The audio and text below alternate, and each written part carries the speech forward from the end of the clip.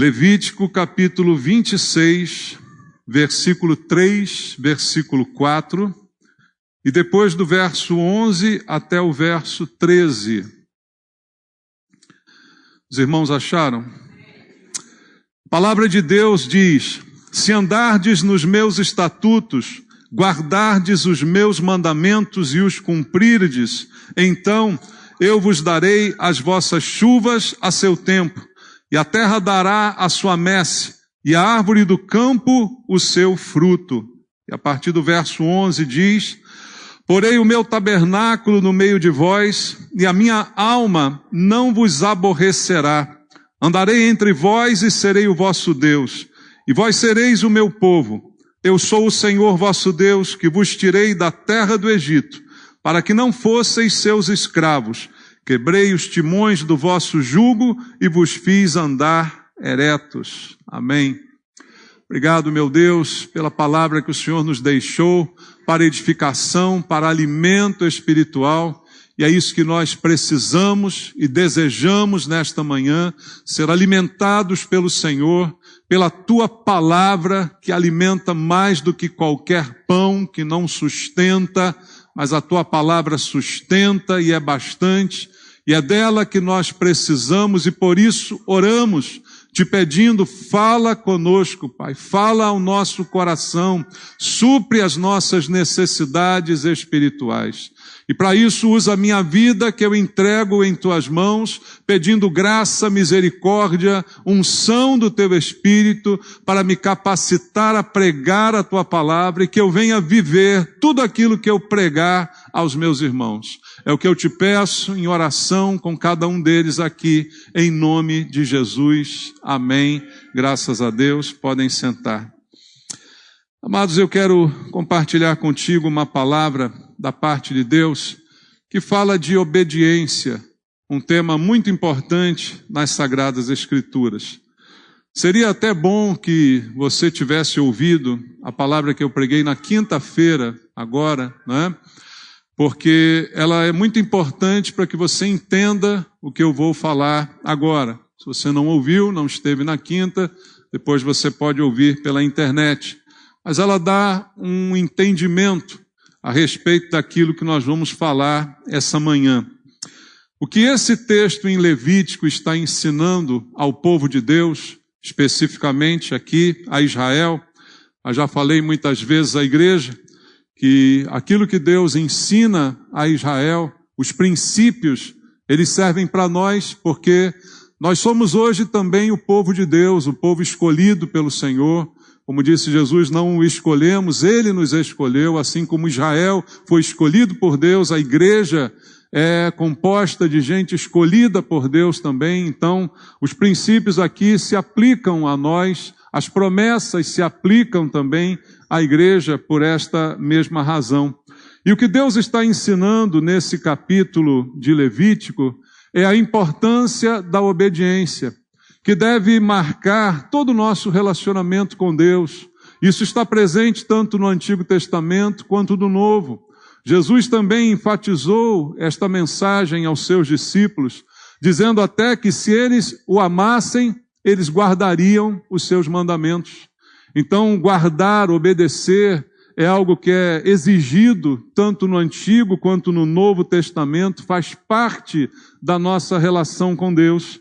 E logo no versículo 3 que nós lemos aqui está escrito: se, há um se, andares nos meus estatutos, guardares os meus mandamentos e os cumprirdes. Então há uma condição.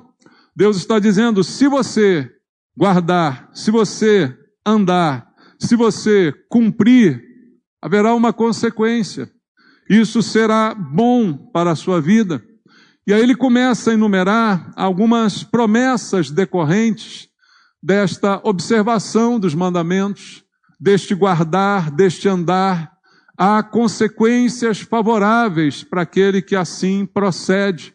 E é isso que Deus está ensinando nesse texto. Logo no verso 4, ele diz: então, como consequência, eu vou dar as vossas chuvas a seu tempo, e a terra dará a sua messe, e a árvore do campo o seu fruto. No versos seguintes que a gente leu, ele também continua as promessas, né? Vários outros aqui, mas eu pulei aqui para o verso 11, falando também de promessas espirituais. Enquanto no 4 ele fala de coisas materiais, a partir do 11 ele começa a falar de coisas espirituais.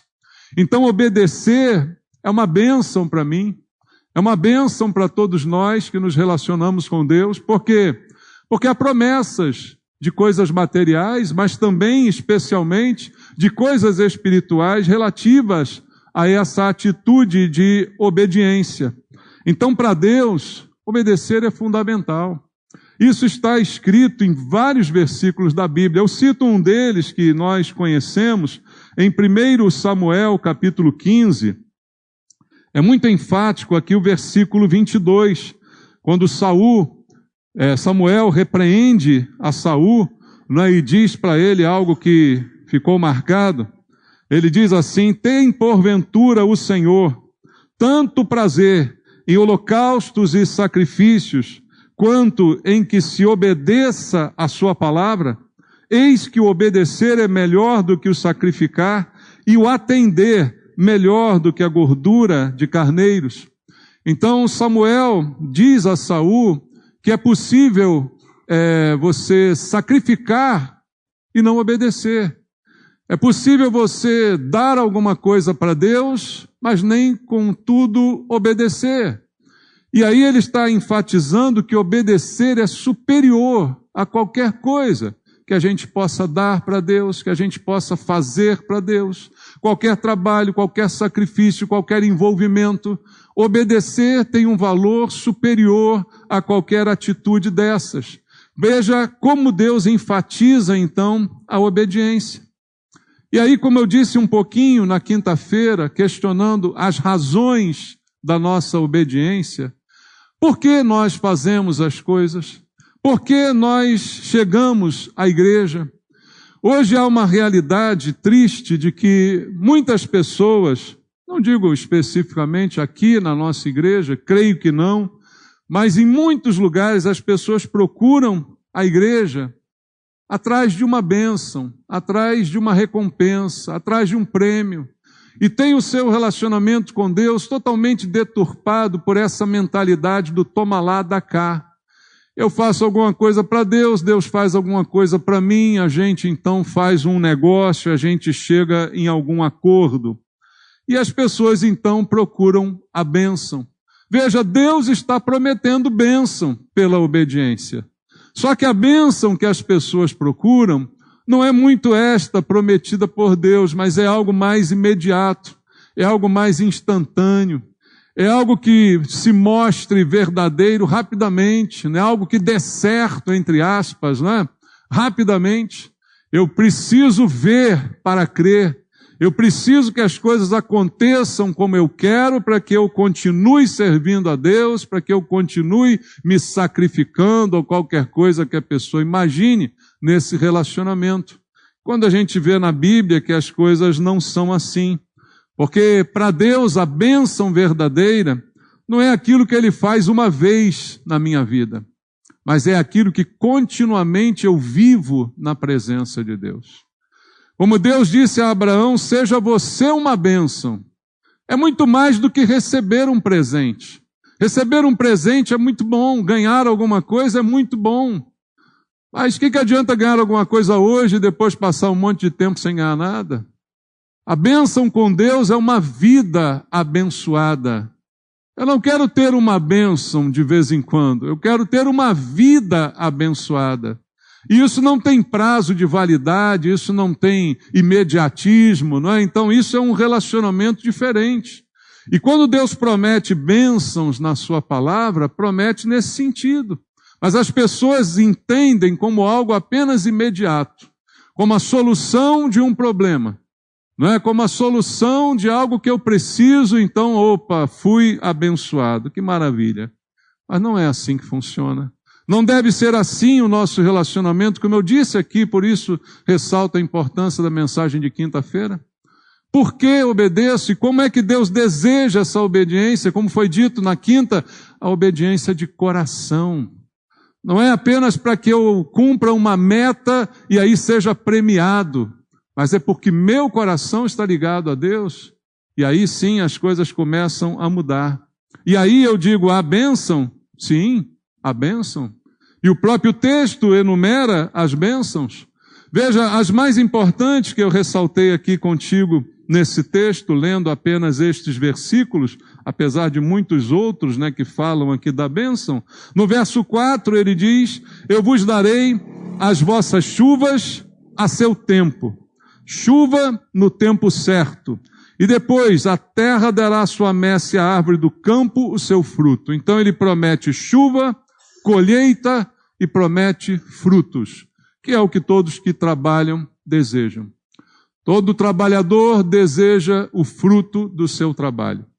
E depois desfrutar do fruto do seu trabalho. É o desejo comum de todos nós. Então a promessa de Deus de bênção é que a nossa vida vale a pena. Que o nosso trabalho seja compensador. Nós semeamos. O tempo todo estamos semeando. Cada coisa que você faz é uma semente que você planta, seja ela boa ou má. Às vezes a gente toma ações ruins, e essas ações ruins são sementes também. São sementes ruins. E segundo o princípio bíblico, colheremos de acordo com aquilo que plantamos. Se plantarmos coisas boas, colheremos coisas boas. Mas a verdade é que estamos sempre plantando e quando semeamos, queremos ver o resultado. Quem aqui trabalha sem esperar que o salário seja pago? Quem aqui faz alguma coisa, se envolve em algum projeto sem esperar que isso dê algum resultado? A gente espera o resultado. E a bênção que Deus está prometendo é como aquela dita lá no Salmo 1. Tudo que ele fizer será bem sucedido. Aonde colocar as mãos, prosperará. Porque há uma bênção de Deus. Não é eventual, é constante, é permanente, mais relacionada e condicionada à obediência. Olhando para o aspecto do texto aqui, falando da terra, da semeante na terra, o lavrador, o semeador, o agricultor, quando planta uma semente, espera que ela nasça, floresça, frutifique, e que ele colha daquilo que ele plantou. Mas para que isso aconteça, é necessário que a chuva venha. Não entendo muito de semente, mas eu creio que não deve ter nenhuma semente que consiga prosperar num ambiente totalmente árido, totalmente seco, sem nenhuma umidade, sem ser banhado pela chuva. Isso não acontece. Então, por mais que eu semeie, se a chuva não vier, meu irmão, não vai nascer nada. Por mais que eu trabalhe, é como diz a Bíblia, tem muitos que trabalham para colocar num saquetel furado. Trabalha, mas nunca prospera. É diferente. Trabalho e prosperidade nem sempre andam juntos.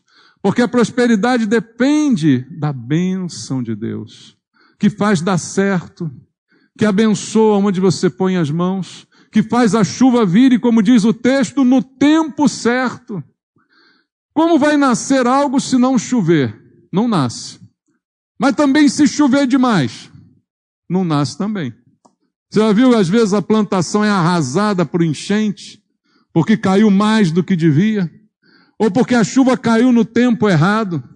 E Deus está dizendo, a chuva vem no tempo certo, na quantidade certa, para abençoar. Plantar, todo mundo planta, mas nem todo mundo colhe direito o que plantou. Nem todo mundo consegue o fruto, não é bom, daquela sua semeadura. E aí depende da bênção de Deus, que é aquele que de fato manda a chuva no tempo certo. E aí quando isso acontece, é natural, colheita, frutos. Isso é natural, não é surpresa, não é extraordinário, é natural que isso aconteça. E é essa bênção que Deus está prometendo em relação à obediência, algo contínuo na sua vida. Não algo que vem de tempos em tempos, que vem de altos e baixos, não. Mas algo que é constante. Todos temos dias maus, todos temos momentos de dificuldades, mas aquele que é abençoado se recupera e as coisas continuam caminhando. E as coisas continuam crescendo. Assim deve ser o nosso relacionamento para com Deus. Mas, não esqueça o verso 3. Se você observar os estatutos, se você andar na palavra, se você obedecer aquilo que Deus está dizendo e cumprir os mandamentos na tua vida. E falando das coisas espirituais, ele diz no verso 11, porém o meu tabernáculo no meio de vós, ele fala. O tabernáculo é o símbolo da presença de Deus, é o símbolo da habitação de Deus com os homens. E ele está prometendo que então ele habitaria no meio de vocês. A habitação. O último louvor que nós louvamos aqui essa manhã falava de presença, né? A presença de Deus, que nós buscamos, que nós ansiamos. Que adianta ganhar o mundo inteiro e perder a alma? O que adianta ter tudo e não ter Deus? E aí ele está dizendo que como consequência da sua vida de obediência é garantida a presença de Deus na sua vida. É garantida que esse tabernáculo estará no vosso meio. E aí pergunta, existe bênção maior do que essa? Como diz o ditado aí, não é, irmãos? Um com Deus é maioria sempre, não é? E que adianta um exército sem Deus? Um com Deus vai desbaratar num exército. Então essa bênção é maior do que qualquer outra. É saber que aconteça o que acontecer, a presença de Deus está comigo. E é isso que ele está prometendo, eu estarei com você, o meu tabernáculo estará no meio de vocês. Então Deus tem feito isso ao longo da história com o seu povo. Não abandona, sustenta, guarda, protege. Israel, a quem as palavras são dirigidas, ele experimentou milagres em tantos momentos. Um povo pequeno que já foi atacado, cercado de todos os lados por exércitos fortes e poderosos, mas prevaleceu, porque a bênção de Deus está guardada sobre uma nação. Então a gente vai enfrentar luta, a gente vai enfrentar dificuldades, mas a bênção estará sobre nós. E a bênção é a presença de Deus. E aonde Deus diz isso, alguns momentos que eu quero compartilhar contigo na palavra, em Josué, no capítulo número 1, o texto também bastante conhecido, de Josué, capítulo número 1, quando ele fala a Josué, a partir do verso 7 até o verso 9, tão somente ser forte e muito corajoso, para teres o cuidado de fazer o quê? Segundo toda a lei que meu servo Moisés te ordenou. E que Deus diz a Josué, obedeça. Primeira coisa, obedeça. Depois vem a consequência. Dela não te desvies, nem para a direita, nem para a esquerda. Para quê? Sejas bem-sucedido por onde quer que andares. Está lá o Salmo 1. Tudo que ele faz é bem-sucedido. Aonde coloca as mãos, prosperará. Nas suas mãos, o trabalho mais simples se torna importante, se torna vitorioso. Por quê? Porque antes houve a obediência. Não cesses de falar deste livro da lei, antes medita nele dia e noite, para que tenhas cuidado de quê? Fazer, segundo tudo quanto nele está escrito. Então, qual a consequência? Farás prosperar o teu caminho e serás de novo o quê? Bem-sucedido. Mas veja que antes do sucesso vem a obediência. Antes do resultado vem o procedimento. Antes da conquista vem a vida. Vida de obediência. E aí, sim, o sucesso. Não te mandei eu, ser forte e corajoso, não temas, não te espantes, porque o Senhor teu Deus é contigo, por onde quer que andares. Olha, a mesma bênção prometida a Josué. Eu abençoo você com o fruto, com a semente, com tudo, e ainda estarei com você. Aonde quer que você andar, estou lá junto contigo. O tabernáculo te acompanha. A mesma promessa feita em Levítico é feita a Josué.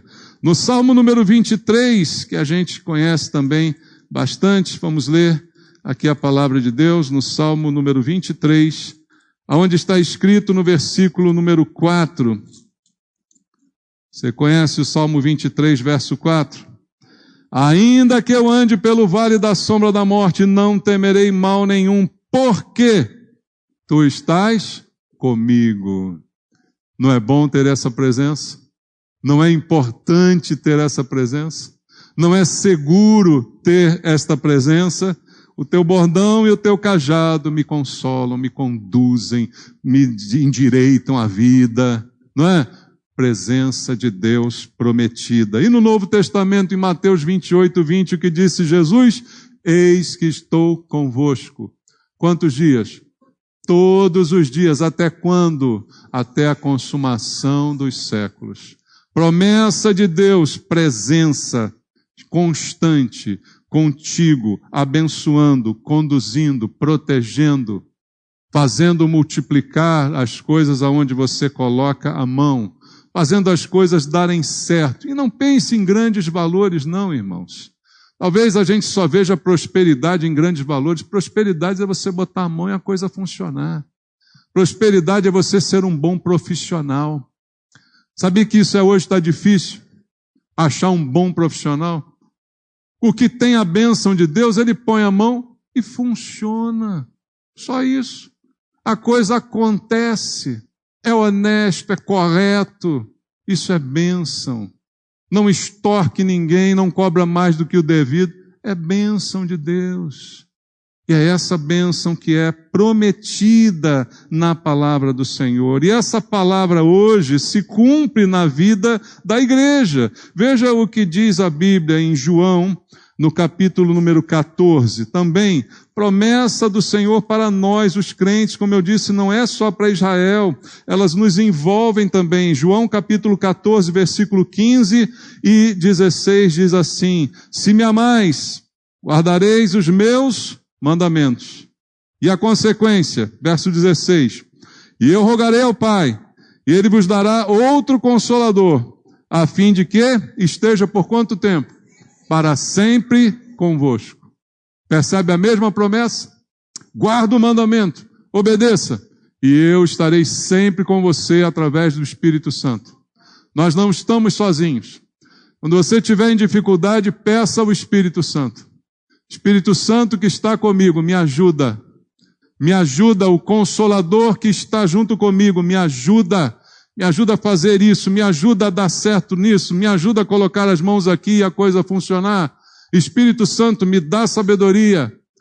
Promessa de Deus, estarei sempre com você através do Espírito Santo. Voltando ao texto lá em Levítico, ainda no versículo 11, ele continua dizendo: e a minha alma não vos aborrecerá, porém o meu tabernáculo no meio de vós, e a minha alma não vos aborrecerá. Esse texto fala de intimidade. Deus não se aborrecer de nós.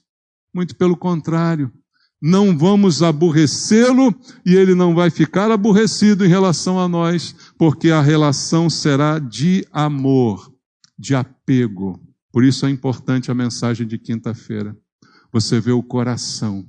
Como o coração está envolvido na obediência. Como não é pelo prêmio, não é pela recompensa, não é porque alguém mandou, não é nem pelo sentimento de dever, mas é pelo coração que ama. Esse é o amor. Não há aborrecimento aí. Pelo contrário, há apego. Veja, a Bíblia Viva, uma tradição para o português, fala que não deixará de se apegar.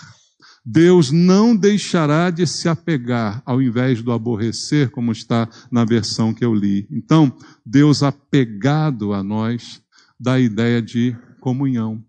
E o que diz o Salmo 91? Porque a mim se apegou com amor. Eu o livrarei e o colocarei a salvo. Olha só, salvação, proteção, tirar do perigo, esconder, bloquear o mal, proteção, apego a Deus. Apegue-se a Deus e Ele estará apegado a você. Obedeça a Deus e Deus se apega positivamente a você. É isso que está sendo prometido. Então veja, o mundo em que a gente vive, primeiro não tem Deus. E muitos que pensam em Deus, pensam num Deus impessoal, distante, longe, que não se envolve. Mas a Bíblia fala para nós do Deus que está presente.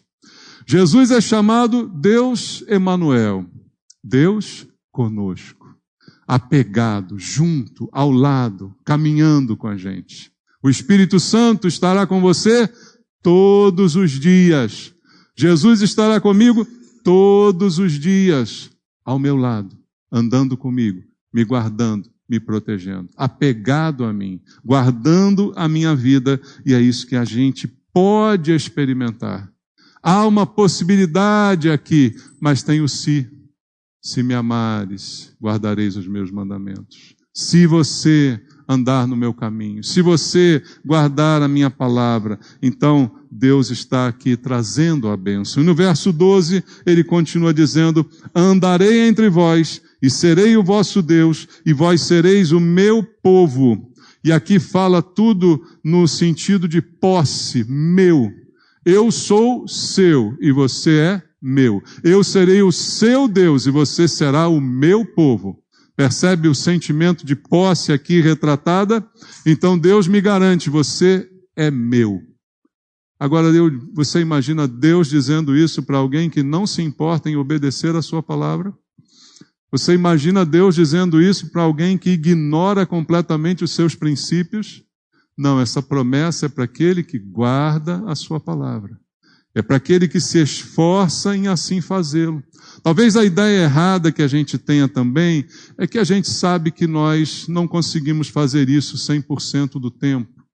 Que nós então nos sentimos assim, essa bênção não é para mim porque eu me esforço, mas eu não consigo obedecer tudo e eu falho muitas vezes, isso é comum a todos nós, irmãos.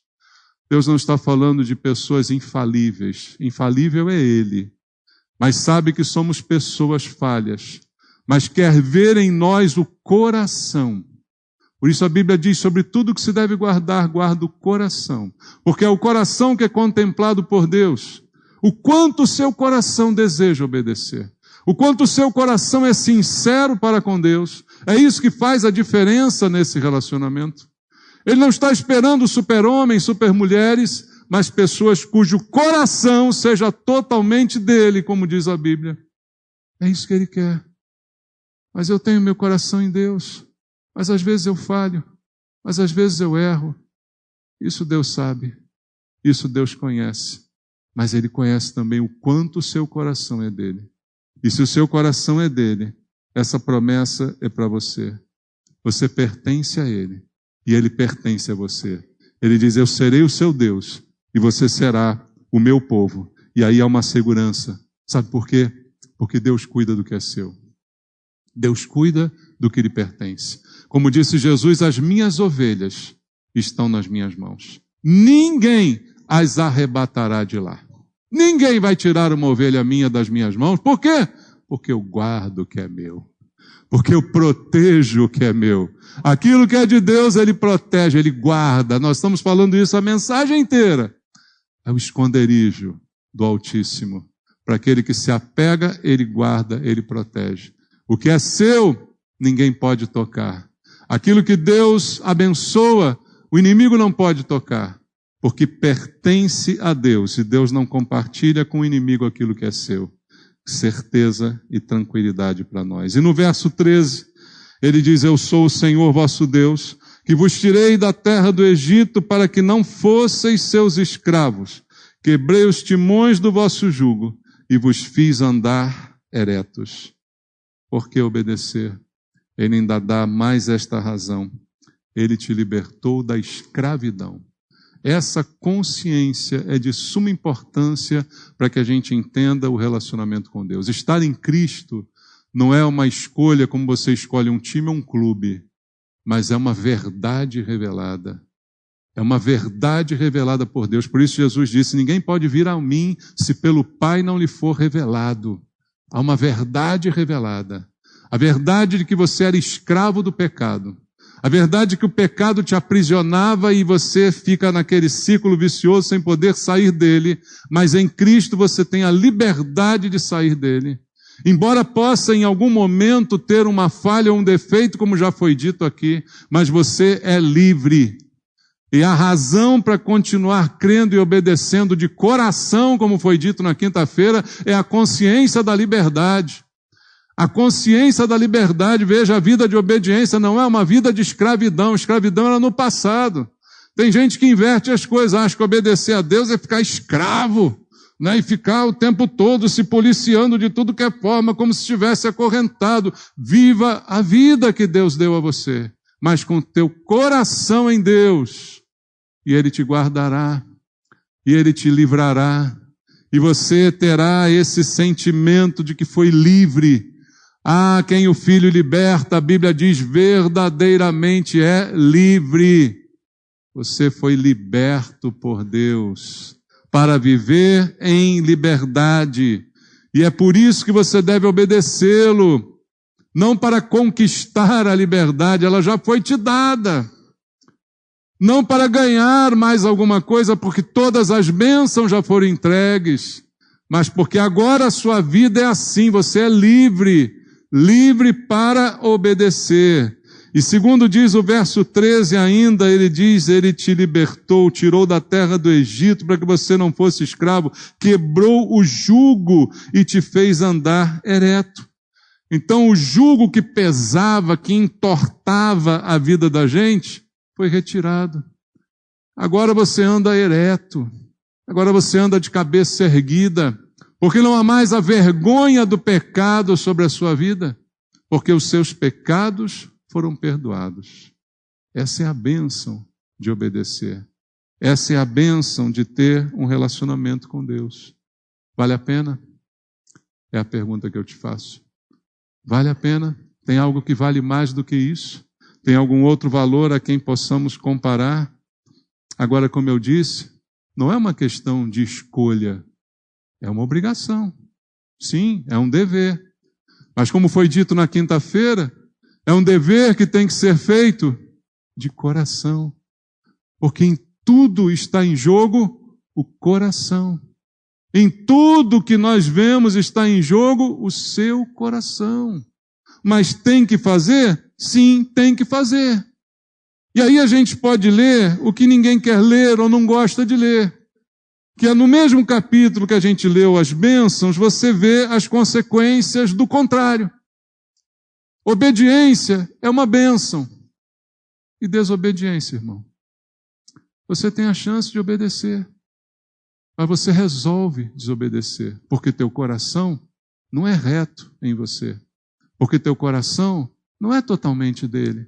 Então, não é uma desobediência eventual por uma falha a que todos nós estamos sujeitos, mas é uma desobediência natural ligada ao coração maligno que é natural também fazer e agir dessa forma. E aí o verso 14 vai dizer, mas se não me ouvirdes e não cumprirdes todos estes mandamentos, se rejeitardes os meus estatutos, a vossa alma se aborrecer dos meus juízos, a ponto de não cumprir todos os meus mandamentos, violardes a minha aliança, então eu vos farei isto. Porei sobre vós terror, a tísica e a febre ardente, que fazem desaparecer o lustre dos olhos e definhar a vida. E semeareis debalde a vossa semente, porque os vossos inimigos a comerão. Semeareis debalde, quer dizer, semeareis inutilmente. Voltar-me-ei contra vós outros, e sereis feridos diante de vossos inimigos.